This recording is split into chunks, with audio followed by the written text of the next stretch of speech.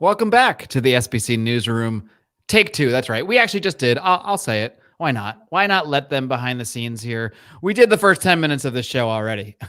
I see the little button now that says live. Now it's true. We are actually live. Well, we're live to nobody, but this will be on. We have decided we're going to start tossing these newsrooms on the old SPC YouTube channel. We do, in fact, have a YouTube channel, a barely used YouTube channel. So if you're an audio listener and you want to see the lovely faces of myself and this young Latino boy that we're teaching to read via comics, Remzo Martinez, if you'd like to see our faces as we talk about things, you can do that, at least on Fridays when we release these newsroom episodes. And today's newsroom, this week's newsroom, is our book of the month for September, where we're looking back at the previous month, picking our favorite book, or at least the book we'd like to talk about for whatever reason it may be.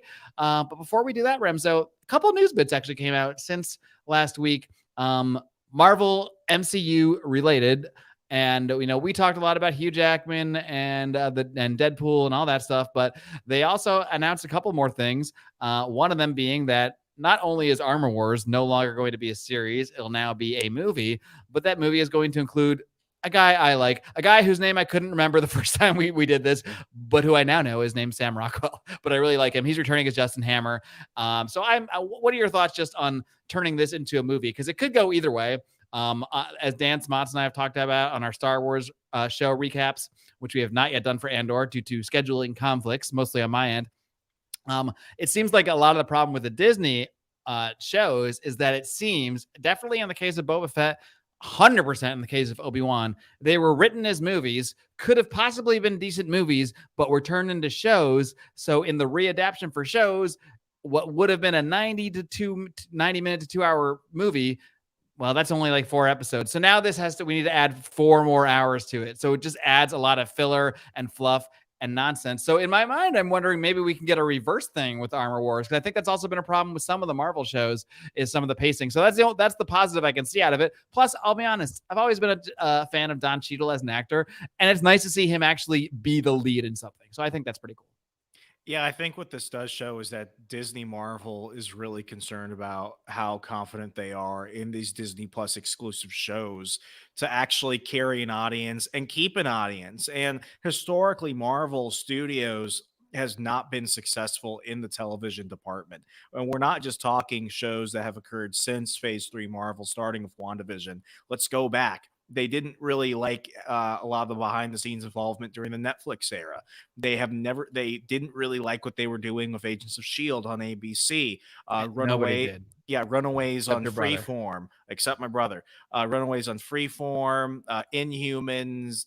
I mean, people don't even know what I'm saying when I say The Gifted on Fox. Should I pretend I didn't hear you tell me about it last time, or should we? Yeah. So what is The Gifted? I'd never seen it before. The Gifted was an X-Men series, which was supposed to tie in to the Fox era of X-Men back when they still were their own studio, and it didn't get renewed after 1 season. It had no X-Men involvement, no characters. It was just X-Men adjacent, and it sucked.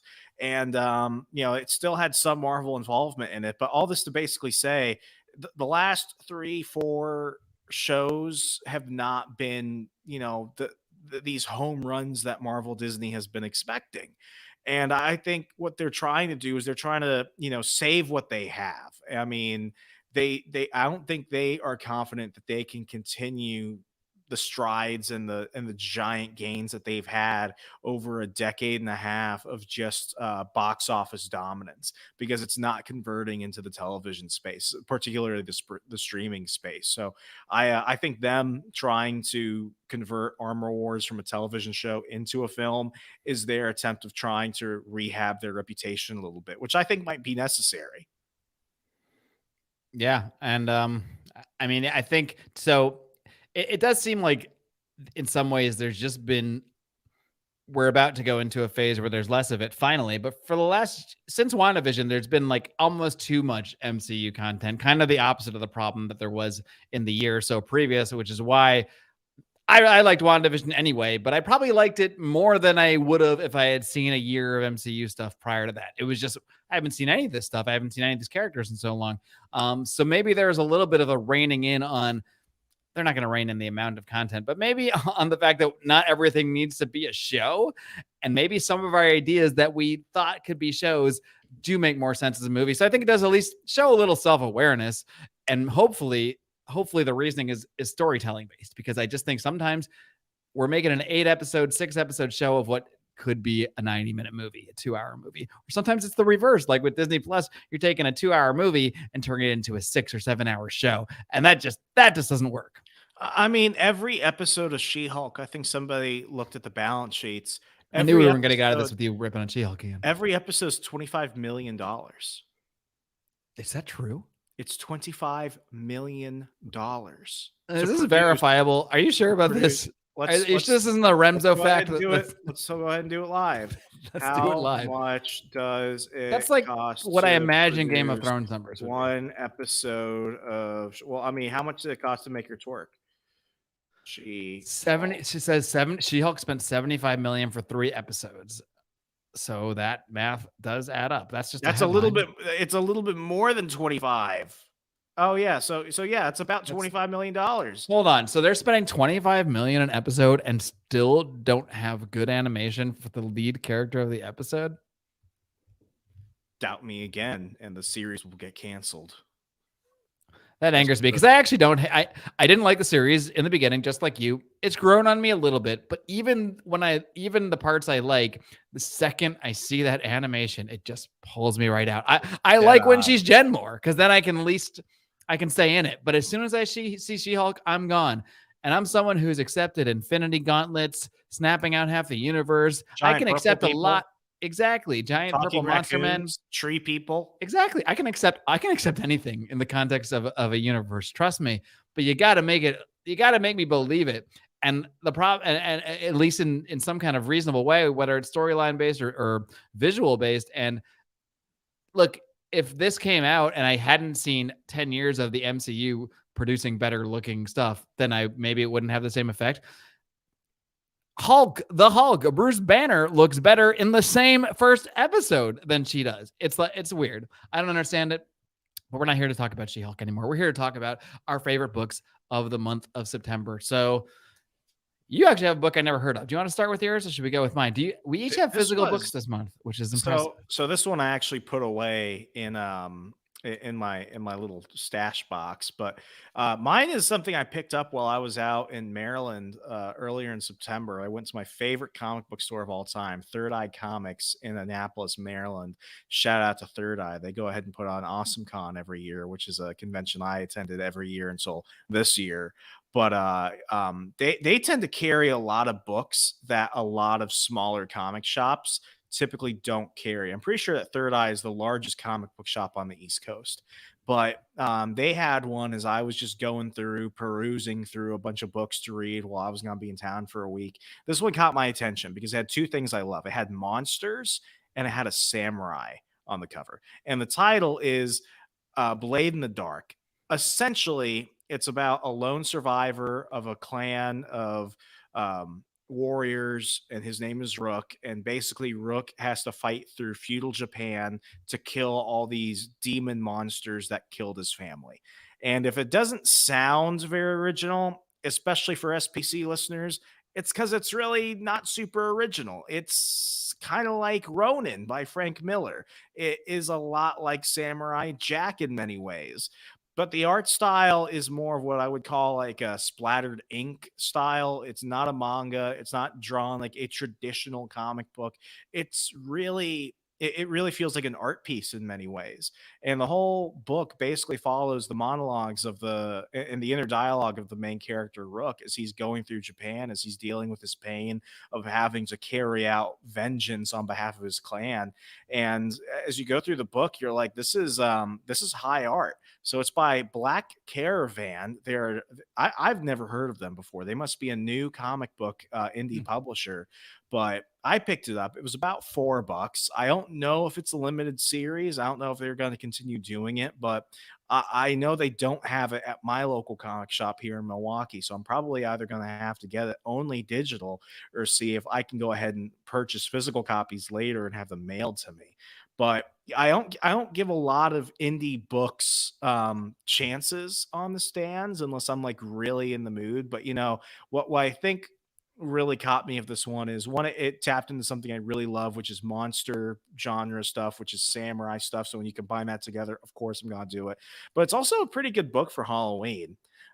Especially going with the Spooktober theme we've had on Wednesdays. If you want to see something that is more akin to the Keanu Reeves film 47 Ronin, in which you've got that horror element tied to the action, this is really freaking good. So I don't know what more there is to say because there wasn't a lot that happened in the book. It's very, very artwork heavy. And I'm hooked. So I gotta keep this going at least for the first story arc if it's a continuing series. But now I feel like I have to go ahead and collect it if it's limited. I have to see this through. I'm So gonna yeah, toss this Blade in the to. Dark by Black Caravan Comics. Are you going to do your usual thing and not acknowledge who wrote or or drew this, or do you have that information on here? Or do I have to look it up? Oh, I have the information. It's by Morgan Quaid, who wrote it. Willie Roberts as the artist, and Rich Woodall as the colorist. All people that I've frankly never heard of before. I mean, they had a few extra covers that went out for this. I went ahead and if you go online to previewsworld.com, I went ahead and got the generic cover. And that's another thing that does kind of surprise me because they came out with alternate covers for this first issue. One is black and white, and I think another one is a scene that they expanded from a panel. That takes a lot of money to do. And a lot of comic book stores will not try and pick up alternate variant covers for books that are small, especially coming from what is essentially a no-name publisher. So, I took kind of a,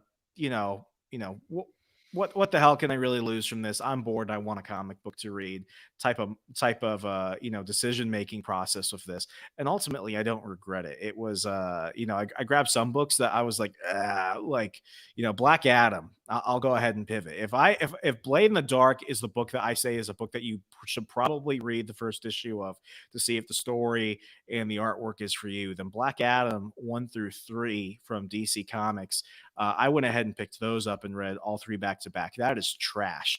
I would think that they would have gotten better story writers and better people to write the dialogue for Black Adam, which is a limited series Is he supposed to. still a hero in that series, or an Well, it's anti-hero, not. or? I mean, he's an anti-hero, but like it's shit. Okay, I'll give you the rundown on Black Adam. Black Adam is dying.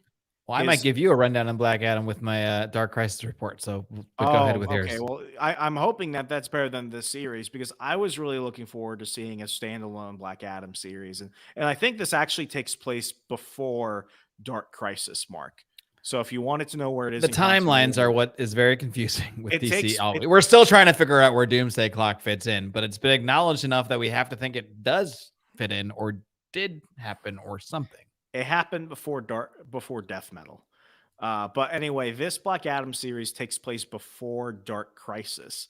And it's just Black Adam is dying. His human form is dying, as well as his Black Adam form that he turns into when he calls upon the wizard Shazam.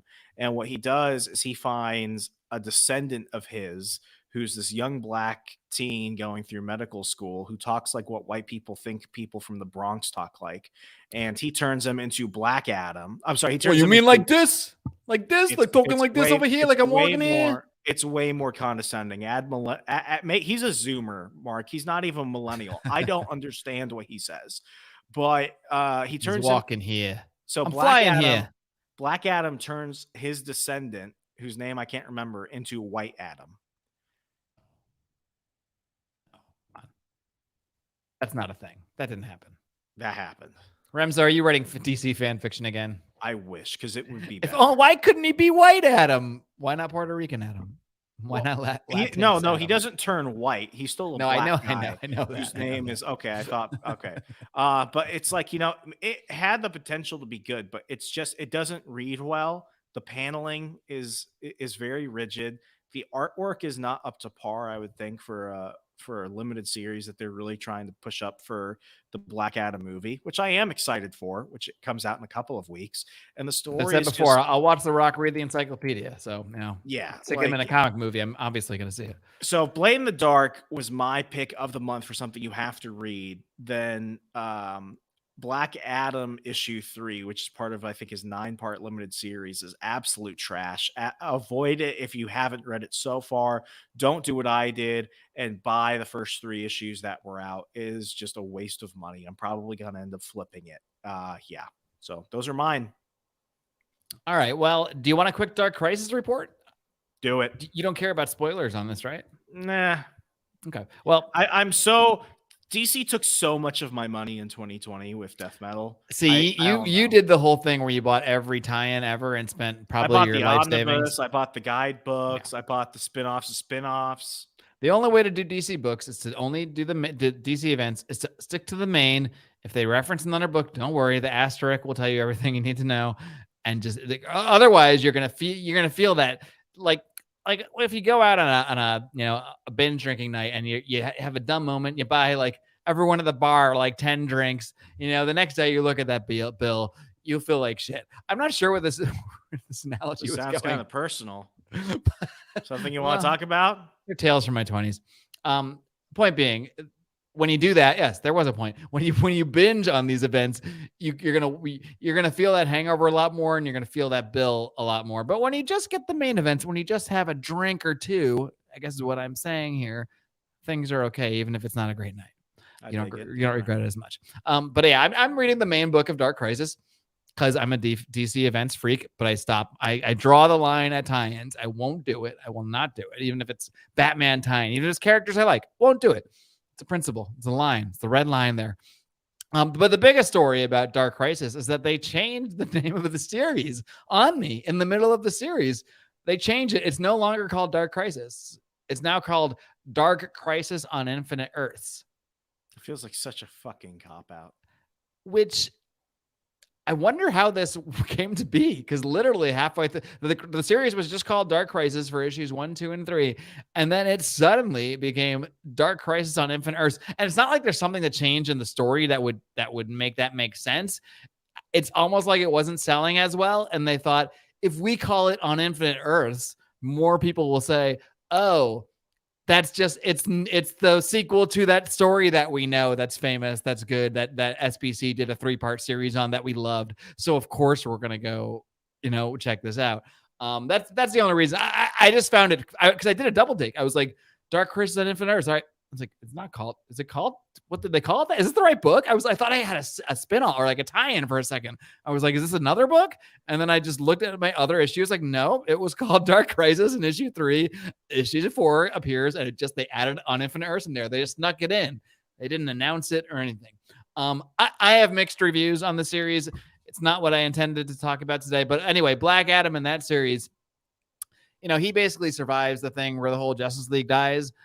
But he's also like, whatever. We didn't really need them. And also we kind of know they're going to come back. That's the weird thing about this book. I don't dislike it. It has a lot of good moments. It has there's a returns of some old characters, without giving it too much away in case you do end up reading it. There's stuff I like. There's moments I enjoy in the series. The problem is that it just doesn't have the gravity to it because the Justice League dies in Justice League 75 by Dark Crisis #1. It's been made very clear they're all alive and just, in some dream worlds or whatever, because they're fueling I'm not going to get into it. It's too much. They're fueling the creation of new infinite. Basically, I am going to get into it. Basically, Pariah's whole plan is if he can create enough Earths, eventually one of them will be not Earths, but eventually one of these new realities will be his original one that died in Crisis on Infinite Earths. So that's his plan. That's his whole plan. No, that's how he thinks it works, though. But he's also probably being controlled by the Great Darkness. It's not exactly clear what that even is, because it's not even evil according to Swamp Things 1 and 2. Okay, maybe I don't like this series. It's not Darkseid? No, Darkseid is just like a pawn in this. He's just one of the Dark Army, which is all controlled by Pariah, which is all controlled by this force called the Great Darkness. All right, Pariah controls Darkseid? That sounds even dumber. Yes, Pariah controls an army that includes Darkseid, Doomsday, and like the most powerful characters that have ever existed in DC. This is what bothers me. Does he? I hate when big time characters are made bit players. Hate it. If that's where you're going with that. With death metal, the whole point of that was that everything mattered. They're not going to do more of this shit. and that there's finally going to be gravity to future stories. And all we have gotten since has been Thomas Wayne Batman running around a parallel world. We got Now, if you're Superman's referring gay to son Flashpoint and Beyond, broke I'm Bruce enjoying that Wayne. a lot. I will Yeah, defend but like Flashpoint that Beyond. if I really that's the like it. best thing, if that's the best thing, then that Oh, really right. shows low Yes. standards for a lot of the other books because Mhm. that should be good. That should not be the best of the pack. And And that what is a we've gotten is redemption. That is like they're trying to redeem that character from what Tom King did to him. That is like that's the entire it's that whole reputational series. rehab. The whole series is redemptional. It's trying to redeem Doomsday Clock and fit it back in. It's trying to redeem everything Tom King did to this character, Thomas Wayne. It's clearly Jeff Johns, and Jeff Johns. I forget the name of the writer who's writing with Jeff Johns. They're doing, and it's very well done. I'm really enjoying that a lot. But it's not my book of the month. But back to Dark Crisis for 1 second, then I'll get to my real book of the month. This isn't your book of the month?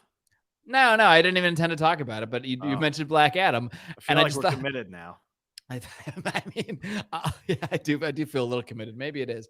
No, but Black Adam, the trash of the month. Basically, Black Adam just goes back and rejoins the what are the bad guys? The bad Legion league of called? Doom? Yeah, he rejoins the Legion of Doom. Don't tell Dwayne Johnson that. But I don't know if it could be a double switcheroo. You know, it could be the whole. Maybe at the end, they'll be like, "Oh no, I rejoined the Legion of Doom just to help the Justice League, who's supposed to be dead from the inside." But right now, he's kind of playing it off like, I'm the baddest man alive because the Justice League just got wiped out and I'm still fucking here. So that's what's going on with Black Adam. That was all I came in to say, but it took 10 minutes. My actual book of the month that I actually did like the best of any book I read last month is this puppy right here, Batman number 127 by Chip Zdarsky, and incredible, awesome fucking art by Jorge Jimenez. I'm a writing guy. Like at the end of the day, you can have a beautiful book. If the story sucks, I'm not going to have much good to say about it. But I mean, in this case, like the art by Jorge Jimenez is so fucking great, and I have to give it out too. We don't often highlight the colorists here at SBC, but we should. Let's see. We got Tony Moray as he's the cover artist. Let's see. You know what? They just list a bunch of names, so I can't tell you who exactly did the coloring, but the color is awesome because this is where we really see in full effect. We see the Batman of Zur-En-Arrh. Now you are caught up on this, is that right?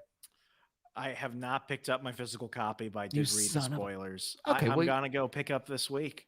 I know what happens. Okay, well that's all that matters, I guess. Yeah, this is when we do actually see Bruce essentially summon the Batman of Zur-En-Arrh, which is in the Grant Morrison retcon world, just an aspect of Batman's personality that he created as a failsafe for himself. And because this is a little bit convoluted, and it actually sounds dumb as shit when I say it out loud, but Chip Zdarsky has done it in a way that is actually comes across pretty cool to me.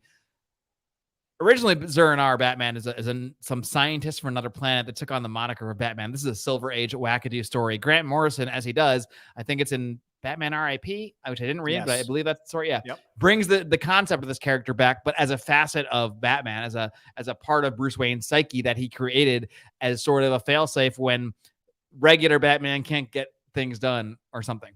Now, because Batman of Zur-En-Arrh is Batman's failsafe, Batman of Zur-En-Arrh had to create a failsafe for the failsafe. So Batman, we find out that this Terminator robot that we met in the last issue that was activated, this robot was activated because Batman killed the Penguin. That didn't really happen. It did happen, and the world thinks that the Penguin was killed. I won't spoil I doubt you spoiled yourself on the backup story, so I will not. But this is comics, so we can all pretty much assume Penguin didn't really die. But the world thinks Penguin was murdered by the Batman. This program thinks that Penguin was murdered by the Batman. And when the Batman takes a life, it activates the failsafe because Batman isn't a murderer. So failsafe had to be activated. Hardcore. So Batman has to conjure basically the Batman of Zur-En-Arrh, which is, they basically describe it as Batman without Bruce Wayne. It's almost like the Batman without the conscious, per se. But this all gets played out in the form of conversations with Tim Drake as they're battling the failsafe robot. And I really just love the portrayal. You can almost hear, and I got to give credit to who's the letterer. I don't know. There's a lot of names here. But whoever did the lettering, the purple lettering in the dialogue boxes of Batman of Zur-En-Arrh and the coloring of the costume with the purple, the red, the yellow, it just looks so fucking cool. And I just really love how it's done. And it really, it really, you can hear the voice of a grittier, angrier Batman without, almost like it's supposed to be, without the sort of moral, the morality of It's Bruce Batman Wayne. without Bruce. It's Batman without Bruce, Batman without the morality, the emotions, the whatever, what have you of Bruce Wayne.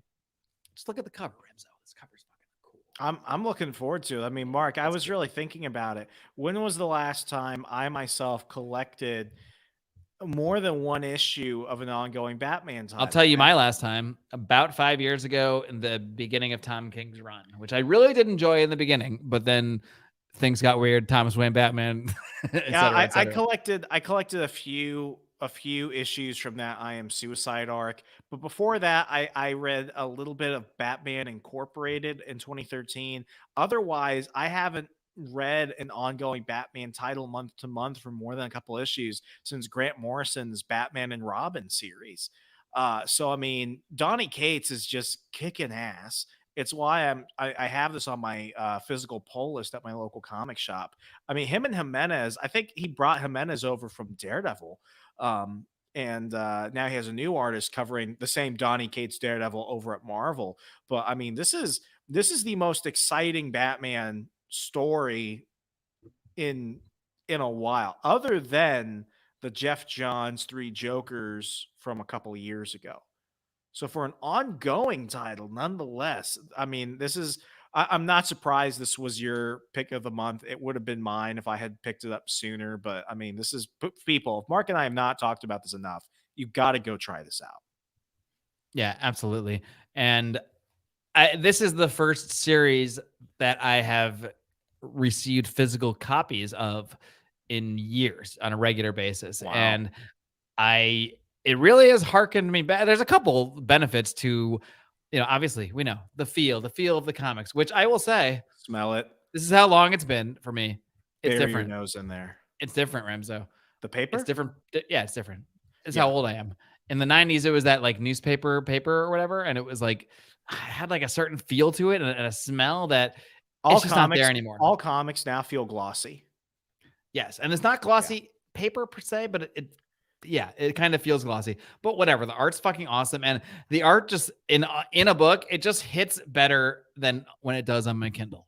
It just, when the art's really awesome. Like, I love reading free comics. I love like reading on apps on the go, but for books I really am getting into, that's what I'm going to do the physicals if I really like it. So my physical books right now are this and Do a Powerbomb, which, as you know, I'm just a huge fan of. But Batman has long been, Spider-Man was my first favorite, but I think Batman has always been my, like, if I had to pick one mainstream comic character you're going to take them all out of circulation, you're leaving one, it's going to be Batman. And I'm not going to hesitate on that answer. But what aspect I really loved about this series is how they tie this in. They start off by showing a scene we've seen many times when Superman confronts Bruce Wayne, or Batman, because they just found out, then voted Bruce out of the Justice League. This is way back from the Tower of Babel storyline. They found out that Bruce has fail-safes, backup plans of how to take out every member of the Justice League. And they show this scene. We've seen the scene in many different books. And, but Superman's like, well, if you have fail safes on all of us, who's the fail safe on you? And Batman says it's the Justice League. That's not really true. It's actually the Batman of Zur-En-Arrh. And to be that fail safe, the Batman of Zur-En-Arrh had to make fail safe robot. But the only way to fix the fail safe robot is for Bruce to conjure Batman of Zur-En-Arrh. It's a whole thing. But what I love about, now you haven't read this yet. I don't know if I want to spoil it. Should I spoil it? I really like the ending. I'm going to spoil it for myself. Okay, then in that case, something happens at the end of this episode. If you haven't read this episode, I did it. If you haven't read Batman 127, warning, major spoiler coming. Not major, but it spoils the last page. They're getting overwhelmed. Batman of Zur-En-Arrh is handling it a little better. He's fighting with along with Tim Drake, who's now Robin in this series. He's serving as Robin, which I like because Tim Drake is my Robin, of course. And he is calling Tim his soldier.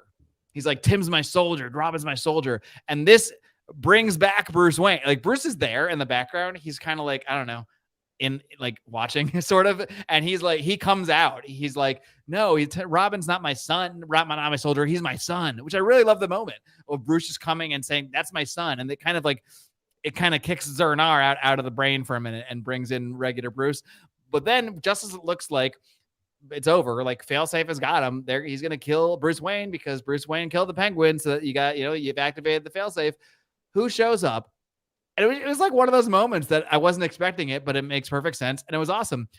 You see a voice off panel. He says, "Step away from my friend." And then the last panel, it's fucking Superman, which ties back to the first bit, which how often, That feels satisfying as hell. and I'm sorry I had to spoil it for you, but you told me to. No, like actually now I'm more excited for it. Yeah, and it makes sense because and there's like a scene earlier, like Nightwing and the whole Bat Gang have been overwhelmed. A couple of them are going to the hospital, like, and Nightwing's like, he's like, I don't even know what to do. We can't we can't handle this thing, obviously. So of course, and it makes sense. It doesn't happen often enough. You know, there's so many times when non-powered characters, like in the Bat family, are overwhelmed, and I'm always thinking, like, you have really powerful friends. And so in this case, when it seems like there's nothing they could do, it seems like even Bruce is outmatched. Of course, Nightwing gives a call to the fucking most powerful buddy they have on the planet. It makes sense, and it tied right into that flashback they showed us of the scene. So that's what put this book over the top for me, because I'm excited to see what happens with it, and also because this is Chip Zdarsky. I know he's got an interesting idea. I know next issue is not going to end with Superman just fucking blowing, like freezing the robot, and it's over. Like, I think Failsafe's going to have the answer to Superman, which is just going to make this even more interesting. So I'm really excited. And what I'm really excited to see, which I hope happens here, I'm really excited to see Clark Superman interact with Batman of Zur-En-Arrh. That's what I'm stoked about. Yeah, and like, so wild. When I first saw the Batman of Zur-En-Arrh appear and realized that's what was going on, I was a little hesitant because it's Grant Morrison shit. I like Grant Morrison, but Grant Morrison shit is Grant Morrison shit for a reason. It's just like, but Chip Zdarsky is taking Grant Morrison shit and making it make sense and making it not seem as weird as Grant Morrison shit can seem, if that makes sense. So I'm really fucking loving this book. Chip Zdarsky is a smart writer who writes stories that anyone, regardless of what genre, what trope, what universe, what title you're into, can immediately feel part of and feel like they're reading something fresh. Whereas Grant Morrison is like a Jonathan Hickman, who's like certain other writers as well, those being the top two, where they're smart and they know they're smart, so they write smart stories to impress other smart people. And if you don't get it, you're stupid. I never feel stupid. That's exactly right. I never feel stupid reading a Chip Zdarsky book, but I am happy when he does things that I didn't expect that really pull off. Grant Morrison wants to show you what a great fan he is by bringing in a bunch of weird shit from the Silver Age from 70 years ago and making a weird story about it. And like you said, if you don't get it, you're like, well, you can just feel Grant Morrison saying, "Oh, well, I guess you just don't know enough about I can't do a Grant Moore. I have no idea what the fuck he sounds like. He's British, right? I guess. Should I just do my Alan Moore, which always sounds Australian? I guess you just don't know enough about comics, mate. But I picture him smoking like if Chip Zdarsky had to cut down all the titles he's doing, because he's doing a lot of titles. He's writing the public domain limited series that I'm reading right now. He's doing Daredevil. He's doing a continuation of Stillwater. If he had to cut it down to one and it had to be one book, it would be this Batman. I like to think so, because I'm all in on this one, and I have a feeling they got to give him a good run here. I mean, he's got to at least get. Yeah. If Tom King got 80, you better give Chip Zdarsky gets 100. Please, that would be wonderful. But yeah, I'm giving this book like 10s and 10. I'm gonna give this book a 9, just straight up. I'm gonna go 4.5. I fucking love it, absolutely love it. That's it. Did you want to grade your book, Blade in the Night? Story, I'll give it a 3.5 because it's very dialogue. It's kind of tropey, but the artwork is what saves it. The tropes are what saves it. Blade in the Dark, Blade in the Night, whatever. Blade in the Dark. I will give the artwork, I'll give it a 4.5. So I'm going to go ahead and give it an 8 out of 10. Definitely pick it up. All right. Well, that being said, that is all we got for this week's SPC Book of the Month. Well, this month's Book of the Month, this week's SPC Newsroom. It's complicated. I know. Remzo, I know that you can preview next week's episode, so why don't you? I won't be there, unfortunately, but it's going to be a good one. Next week for Patreon supporters, you remember my friend Degenerate Derek when we covered Peacemaker on HBO. We're coming back to cover something a little bit different, something ties into spooky season here on Spooktober at Second Print Comics. We're going to be covering, you know what? I'm going to give you one hint. If you're into meme culture, you're going to appreciate this episode. I don't even know what this is, by the way. He hasn't even let me in on this. I want to be surprised along with the rest of us. It's going to be good. Okay. Well, I'm excited. So stay tuned for that. And until next time, as always, don't forget, we only ask one thing, and that is for you to continue to read comics. And what, Renzo? Change the world. Good That night, is correct. America. Adios.